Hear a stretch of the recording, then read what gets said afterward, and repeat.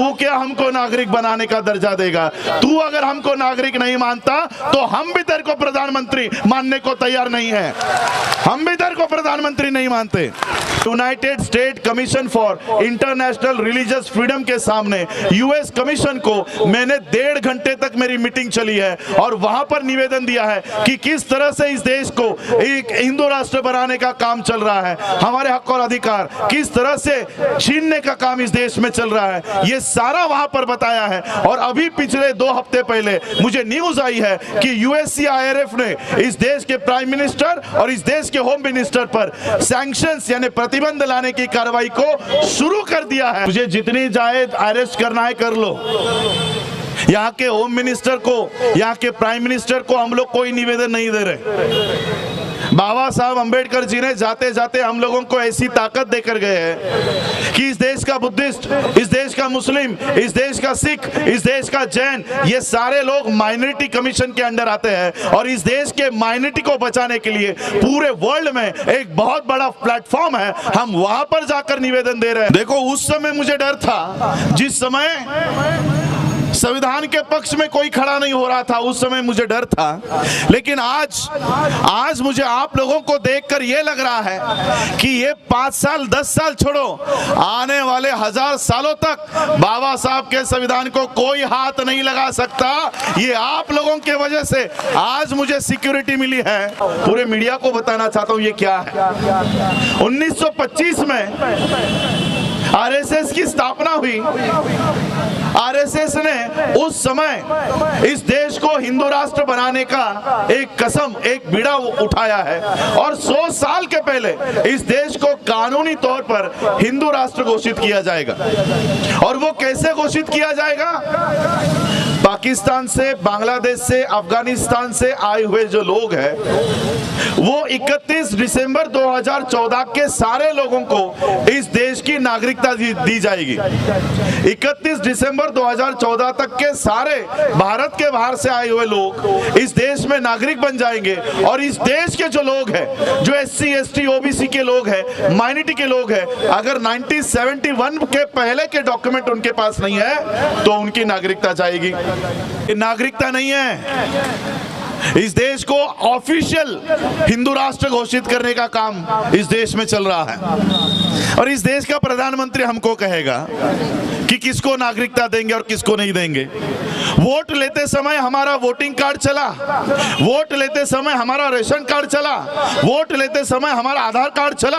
अब नागरिकता देने की बात आई तो वोटर कार्ड नहीं चलेगा, आधार कार्ड नहीं चलेगा, पासपोर्ट नहीं चलेगा। ये कह रहे हो अगर हमारा वोट लेते समय हमारे ये कार्ड चल रहे थे और आज अगर ये इनवैलिड हो रहा है तो सबसे पहले इस सरकार को इनवैलिड घोषित करना होगा।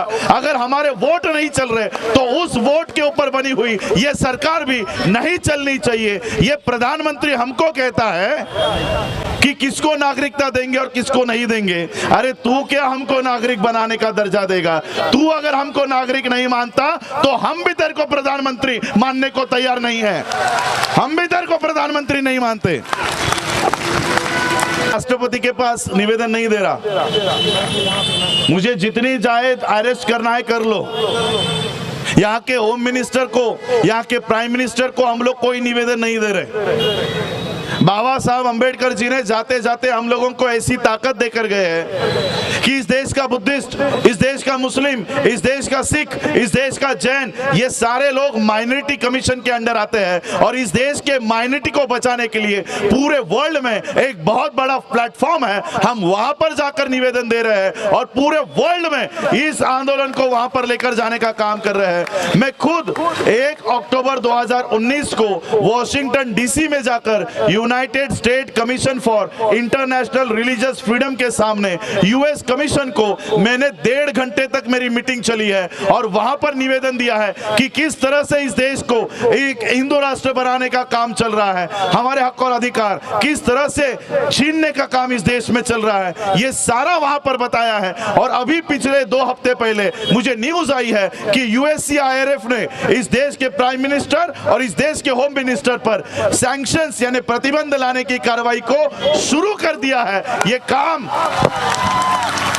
ये काम हम लोगों को इंटरनेशनल प्लेटफॉर्म से करना होगा, क्योंकि इस देश का सारा सिस्टम आरएसएस ने अपने हाथ में ले लिया। सुप्रीम कोर्ट, इस देश की पुलिस, इस देश का संसद, इस देश की न्यायपालिका, सुप्रीम कोर्ट के जज 6 महीने पहले सुप्रीम कोर्ट के कंपाउंड में आकर क्या कहते हैं पता है? प्रेस कॉन्फ्रेंस लेके सारे कैमरा के सामने justice Gogoi, justice Chelameswar, justice Joseph ये हम लोगों को कह रहे हैं कि भारत का जो लोकतंत्र है, डेमोक्रेसी है, वो खतरे में, इसको बचा लो। 6 महीने पहले हम वो टीवी पे देख रहे थे, मैं सोच रहा था कि सुप्रीम कोर्ट के टॉप मोस्ट जजेस हम लोगों को कह रहे हैं कि लोकतंत्र खतरे में। मैं बैठे बैठे सोच रहा था कि आप क्यों बैठे हो सुप्रीम कोर्ट के कुर्सी पर? ये आपका काम है लोकतंत्र को बचाना, आप हमको बता रहे हो कि लोकतंत्र बचा लो। सुप्रीम कोर्ट हमको कह रही है कि लोकतंत्र बचा लो। आपके दिल्ली में मैंने एक प्रोटेस्ट देखा, एडवोकेट्स का प्रोटेस्ट। एडवोकेट कह रहे थे हमको न्याय चाहिए, एडवोकेट कह रहे न्याय चाहिए, तो हम सोच रहे थे न्याय देने का काम कौन कर रहा था इतने साल? पुलिस कह रही थी हमको सुरक्षा चाहिए। आज पुलिस ऑफिसर्स की वर्दियों को पहनकर हमारे बच्चों को पीटा जा रहा है, मारा जा रहा है, गोलियां मारी जा रही है। ये आरएसएस के लोग हैं, ये कोई दिल्ली पुलिस नहीं है, ये कोई यूपी पुलिस नहीं है, ये आरएसएस के फुल टाइमर। इनके पास वर्दी कहां से आती है? इसलिए मोदी को हटाकर नहीं होने वाला, अमित शाह को हटाकर काम नहीं बनने वाला। अगर हम लोगों को, आने वाली पीढ़ियों को अगर सुरक्षित रखना है तो इस देश में से आरएसएस को हटाना होगा, तब तक हम लोग सुरक्षित नहीं बैठने वाले।